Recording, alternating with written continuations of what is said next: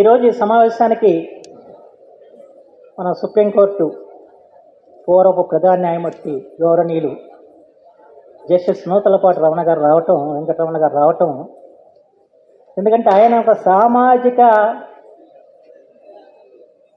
సమస్యల మీద నిరంతరం ఆలోచించే వ్యక్తి. ఇవాళ తెలుగు భాషా సంస్కృతి గురించి ఎవరు ఆలోచిస్తలా. ఇవాళ మా పోటీ వాళ్ళు మాట్లాడుతున్నాం అంటే మాకు వెన్నుదన్నుకున్న వ్యక్తి నూతలపాటి వెంకటరమణ గారు అని చెప్పి మాత్రం మనం చేస్తున్నాం. ఎందుకంటే మన తెలుగు జాతి అన్నది భాషాపూర్వకంగా ఏర్పడ్డ జాతి. ఎప్పుడైతే భాష నశిస్తే అప్పుడు జాతి నశిస్తున్న సత్యం మన తెలుగు వాళ్ళందరూ కూడా తెలుసుకోవాల్సిన అవసరం ఉంది. అందుకని దాని గురించి ఆలోచించే వ్యక్తి ఆయన.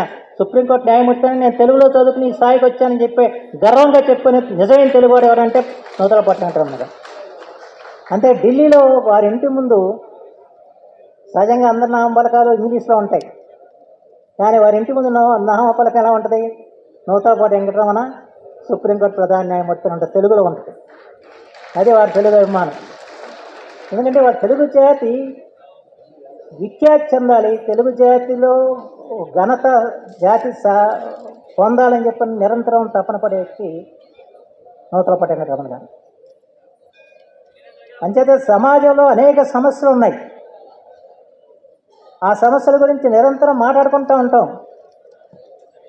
ఈ రకంగా నడుస్తుంది, ఈ రకంగా రాజకీయం ఈ రకంగా తయారైపోయింది, ఏదైనా ఒక శాపం ఉందా ఏంటి, మనకి శాపగ్రస్తులుగా జాతి మిగిలిపోతున్న పరిస్థితి వచ్చింది అని చెప్పిన ఒక వేదన మా అందరిలోనే ఉంది. అలాగే వారికి కూడా ఉంది.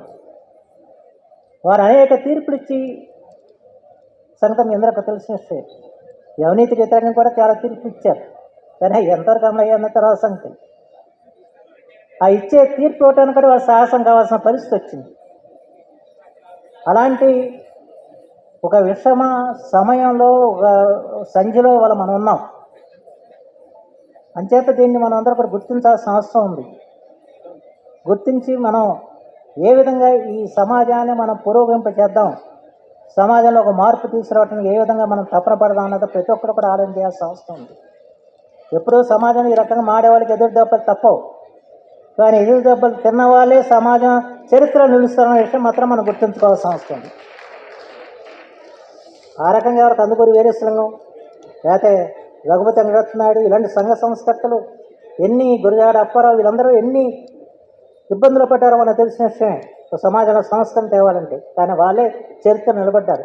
ఒక రాజా రామ్మోహన్ రాయ్ ఇలాంటి వాళ్ళందరూ కూడా సంఘ సంస్కర్తలు ఏ విధంగా వాళ్ళు ఇబ్బందులు పడ్డారో, ఏ విధమైన భూషణలకి వాళ్ళు గురి అయ్యారన్న విషయం మనకు తెలిసిన విషయం. ఒక రకంగా సంఘ బహిష్కారం పొందిన వాళ్ళు, కానీ వాళ్ళ సంఘం గుర్తించుకుంది, గౌరవిస్తుందంటే అది వారు ఎదుర్కొన్న పరిస్థితుల్ని ధీటుగా ఎదుర్కొని సమాజంలో మార్పు ఇచ్చారు. కాబట్టి ఆ మనీలందరూ కూడా మనం గుర్తుంచుకుంటున్నాం విషయం మాత్రం మనం గుర్తుంచుకొని, వాళ్ళ వైకుంఠ ప్రభాకర్ చౌదరి గారు కూడా ఇలాంటి కార్యక్రమం చేయాలంటే కొంచెం కష్టసాధ్యమైన కార్యక్రమం. ప్రత్యేకించి ఫ్యాక్షన్ ఎక్కువ ఉన్న రాయలసీమలో ఫ్యాక్షన్కి వ్యతిరేకంగా పోరాటం చేయకుంటే తేలికైన విషయం కాదు.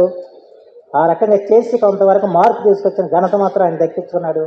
అలాగే సమాజంలో రాబోయే రోజుల్లో మార్పులకి అవే నాంది పలకాలని చెప్పిన కోరుకుంటూ సెలవు తీసుకున్నాం. జరిగింది.